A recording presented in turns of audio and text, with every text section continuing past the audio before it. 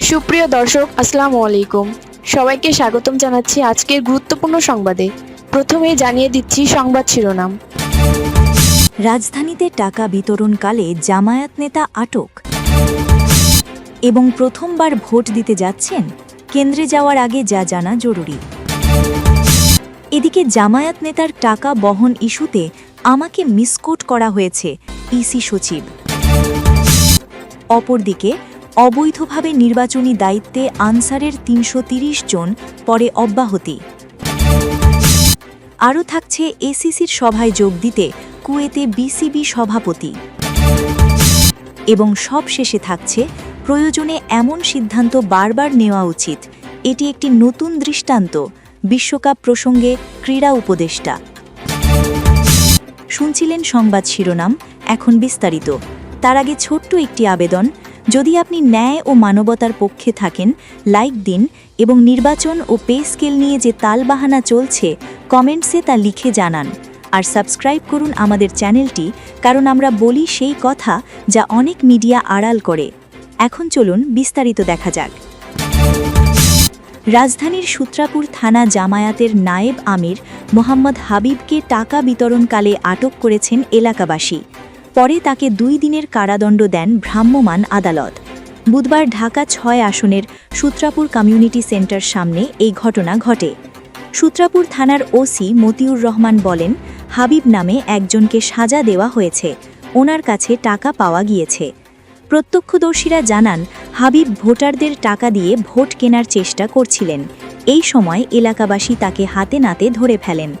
জানা গেছে, সূত্রাপুরের 44 নম্বর ওয়ার্ড এলাকার একটি চালের দোকানে ভোটারদের কাছে টাকা বিতরণকালে স্থানীয়রা তাকে আটক করেন।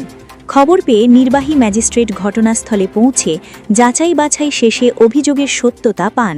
পরে নির্বাচনী আচরণবিধি লঙ্ঘনের দায়ে তাকে 2 দিনের কারাদণ্ড দেন। প্রথমবার ভোট দিতে যাচ্ছেন, কেন্দ্রে যাওয়ার আগে যা জানা জরুরি। ভোট দেওয়া শুধু একটি আনুষ্ঠানিকতা নয়, এটি নাগরিক হিসেবে রাষ্ট্রের সিদ্ধান্তে নিজের মতামত জানানোর সাংবিধানিক অধিকার। আসন্ন জাতীয় সংসদ নির্বাচন ও গণভোটে বহু তরুণ প্রথমবার ভোটাধিকার প্রয়োগ করবেন। নতুন ভোটারদের উৎসাহ থাকলেও প্রক্রিয়া সম্পর্কে পরিষ্কার ধারণা না থাকায় অনেকের মধ্যে দ্বিধা দেখা যায়। তাই কেন্দ্রে যাওয়ার আগে প্রয়োজনীয় বিষয়গুলো জেনে রাখা গুরুত্বপূর্ণ। এবারের নির্বাচন বিশেষ, কারণ একই দিনে সংসদ নির্বাচন ও গণভোট অনুষ্ঠিত হবে। ফলে ভোটদানের ধাপ ও সময় দুটোর ক্ষেত্রেই কিছু বাড়তি বিষয় যুক্ত হয়েছে। কেন্দ্র জানবেন যেভাবে, নিজের ভোট কেন্দ্র আগে থেকেই নিশ্চিত করে নেওয়া ভালো। নির্বাচন কমিশন কয়েকটি সহজ উপায় রেখেছে। SMS পদ্ধতি, মোবাইলের মেসেজ অপশনে গিয়ে PC লিখে স্পেস দিয়ে NID নম্বর লিখে 105 নম্বরে পাঠালে ফিরতি বার্তায় কেন্দ্রের নাম ও ভোটার নম্বর জানা যাবে। অনলাইন সেবা, নির্বাচন কমিশনের ওয়েবসাইটে NID নম্বর, জন্ম তারিখ ও ক্যাপচা দিয়ে কেন্দ্রের তথ্য পাওয়া যাবে। Mobile app, smart election management BD অ্যাপে ম্যাপ সহ কেন্দ্রের অবস্থান ও ছবি দেখা যায়। হটলাইন, কোনো সমস্যায় 105 নম্বরে কল করে সহায়তা নেওয়া যাবে। কেন্দ্রে যাওয়ার সময় সঙ্গে যা রাখবেন, ভোট দিতে NID কার্ড বাধ্যতামূলক না হলেও সঙ্গে থাকলে পরিচয় যাচাই দ্রুত হবে। সঙ্গে ভোটার নম্বর বা ভোটার স্লিপ থাকলে সুবিধে হবে। NID না থাকলে পাসপোর্ট বা ড্রাইভিং লাইসেন্স পরিচয় নিশ্চিত করতে সহায়ক হতে পারে। কার্ড হারালে আগেই হটলাইনে যোগাযোগ করে পরামর্শ নেওয়া উচিত। ভোট দেওয়ার সময় ও পদ্ধতি, ভোট গ্রহণ চলবে সকাল 7:30 থেকে বিকেল 4:45 পর্যন্ত। সংসদ নির্বাচন ও গণভোট দুটি আলাদা ব্যালটে ভোট দিতে হবে। ভোটদানের ধাপগুলো সাধারণত এমন: 1. কেন্দ্রে প্রবেশের পর প্রিজাইডিং অফিসারের কাছে NID উপস্থাপন করুন। 2. পরিচয় নিশ্চিত করতে আপনার মুখমণ্ডল অনাবৃত রাখতে হবে, যাতে অফিসার NIDর ছবির সাথে মেলাতে পারেন। 3. কর্মকর্তারা আপনার নাম ভোটার তালিকায় চিহ্নিত করবেন। 4. এরপর আপনাকে 2টি ব্যালট পেপার দেওয়া হবে। জাতীয় সংসদ নির্বাচনের জন্য সাধারণত সাদা ব্যালট এবং গণভোটের জন্য গোলাপি ব্যালট। 5. ব্যালট বুঝে নেওয়ার আগে নিশ্চিত হন যে সেটিতে সংশ্লিষ্ট নির্বাচনী কর্মকর্তার সিল ও স্বাক্ষর রয়েছে কিনা। 6. শনাক্তকরণ শেষে আপনার বাম হাতে অমোচনীয় কালি লাগিয়ে দেওয়া হবে, যাতে কেউ দ্বিতীয়বার ভোট দিতে না পারে। 7. এরপর আপনি একটি গোপন বুথে যাবেন, আপনার পছন্দের প্রতীকের পাশে সিল মেরে ভোটাধিকার প্রয়োগ করবেন। 8. সিল মারার পর ব্যালটটি সাবধানে ভাঁজ করুন। প্রতীকের সারির মাঝখান থেকে ভাঁজ করে এরপর বাকি অংশ ভাঁজ করুন, যাতে সিলের কালি অন্য প্রতীকে না লাগে। 9. সব শেষে অফিসিয়ালদের উপস্থিতিতে ব্যালট পেপার দুটি নির্দিষ্ট ব্যালট বক্সে ফেলুন।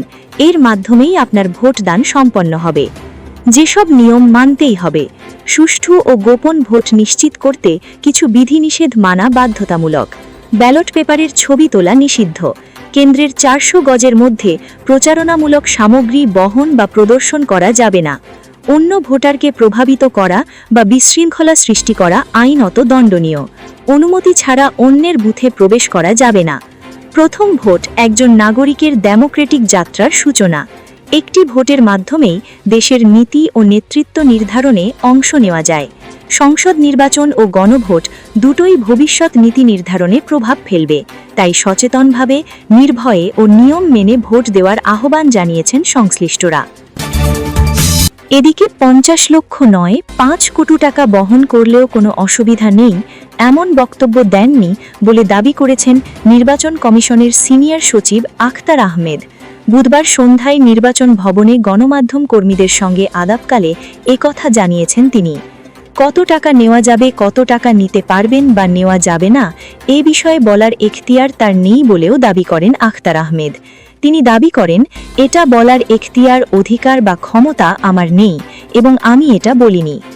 কোনো একটা অর্থের বিষয়ে আমার কাছে জানতে চাওয়া হয়েছিল, আমি বলেছি যারা এটা ইন্টারসেপ্ট করেছেন তারা এই ব্যাপারে অর্থের সোর্স, অ্যামাউন্ট এবং পারপাস অফ দ্য ফান্ড এটার ব্যাপারে তারা সিদ্ধান্ত নেবেন বলেও জানান ইসি সচিব।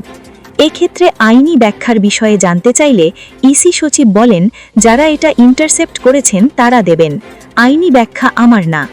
বুধবার দুপুরে সৈয়দপুর বিমানবন্দর থেকে ঠাকুরগাঁও জেলা জামায়াতে ইসলামীর আমির বেলাল উদ্দিন প্রধানের কাছ থেকে ৭৪ লক্ষ টাকা জব্দ করে পুলিশ। এই ঘটনার পর নির্বাচনী আইনে টাকা বহনের বিষয়ে কি বলা আছে এই নিয়ে নির্বাচন কমিশনের সিনিয়র সচিব আখতার আহমেদের বরাতে কয়েকটি গণমাধ্যমে একটি বক্তব্য প্রচার করা হয়, যেখানে দাবি করা হয় টাকার উৎস এবং ব্যবহারের খাত যদি বৈধ হয় তাহলে 50 লক্ষ নয়, এমনকি 5 কোটি টাকা বহন করলেও কোনো আইনি বাধা নেই। অপরদিকে রাজধানীর হাটিরঝিল এলাকার আনসারের এক দলনেতা টাকার বিনিময়ে অবৈধভাবে 330 জনকে নির্বাচনী দায়িত্বে অন্তর্ভুক্ত করেছিলেন।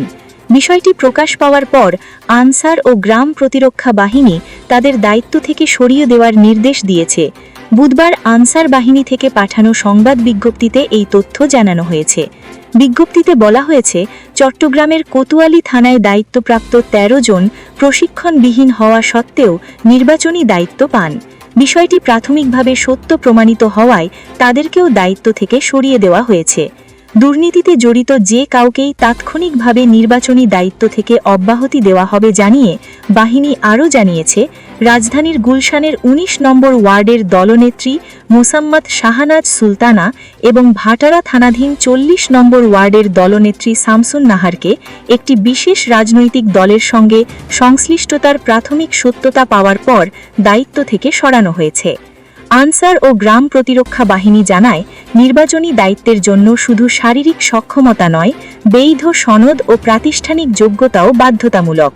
ভুয়া সনদধারী, অযোগ্য বা প্রভাবিত ব্যক্তির মাধ্যমে নির্বাচনকে প্রশ্নবিদ্ধ করার সুযোগ দেওয়া হবে না। এবার ভোটের মাঠের নিরাপত্তায় বিভিন্ন বাহিনীর প্রায় 9 লাখের বেশি সদস্য নিযুক্ত আছেন। এর মধ্যে আনসারের সংখ্যা প্রায় 5.5 লাখের বেশি। কুয়েতের সভায় বিসিবি সভাপতি বাংলাদেশের অবস্থান পুনরায় জানাতে পারেন এবং 2028 থেকে 2031 সালের মধ্যে আইসিসির বিশ্ব টুর্নামেন্ট আয়োজন সম্পর্কেও আলোচনা করতে পারেন বলে ধারণা করা হচ্ছে। এবং সবশেষে থাকছে, যুব ও ক্রীড়া উপদেষ্টা আসিফ নজরুল নিজের শেষ কর্মদিবসে জাতীয় ক্রীড়া পরিষদে এসে টি-20 বিশ্বকাপে বাংলাদেশের অনুপস্থিতি নিয়ে নিজের অবস্থান তুলে ধরেন। মাত্র 2 মাসেরও কম সময়ে ক্রীড়া মন্ত্রণালয়ের দায়িত্বে থাকা এই উপদেষ্টার সময়ে সবচেয়ে আলোচিত সিদ্ধান্ত ছিল নিরাপত্তা শঙ্কায় ভারতে বিশ্বকাপ খেলতে অস্বীকৃতি জানানো। আসিফ নজরুল বলেন, এ নিয়ে কোনো অনুতাপের প্রশ্নই আসে না। সিদ্ধান্তটি নিয়েছে বাংলাদেশ ক্রিকেট বোর্ড ও খেলোয়াড়রা। দেশের মানুষের নিরাপত্তা ও মর্যাদা রক্ষার স্বার্থেই তারা এই ত্যাগ স্বীকার করেছে। বিশ্বকাপে না যাওয়ায় বাংলাদেশের আর্থিক ও প্রশাসনিক ক্ষতির শঙ্কা থাকলেও আন্তর্জাতিক ক্রিকেট কাউন্সিল বা আইসিসি কোনো শাস্তি না দেওয়ার সিদ্ধান্ত নিয়েছে। এজন্য বিসিবির প্রশংসা করে ক্রীড়া উপদেষ্টা বলেন, এটি একটি নতুন দৃষ্টান্ত, প্রয়োজনে এমন সিদ্ধান্ত বারবার নেওয়া উচিত। বিকেএসপি প্রসঙ্গে তিনি জানান, বড় পরিসরে জাতীয় ক্রীড়া প্রশিক্ষণ ইনস্টিটিউট গড়তে সময় ও অর্থ লাগবে, তাই আপাতত আর্চারি, ফুটবল ও টেবিল টেনিসে সীমিত আকারে সেন্টার অফ এক্সেলেন্স গড়ে তোলার উদ্যোগ নেওয়া হচ্ছে। আগামী ক্রীড়ামন্ত্রীর কাছে আসিফ নজরুলের চাওয়া, একটি খেলাকে প্রাধান্য না দিয়ে সব খেলাকেই সমান গুরুত্ব দিতে হবে। ক্রিকেটের পাশাপাশি কাবাডি, ফুটবল ও দাবার উন্নয়নও জরুরি।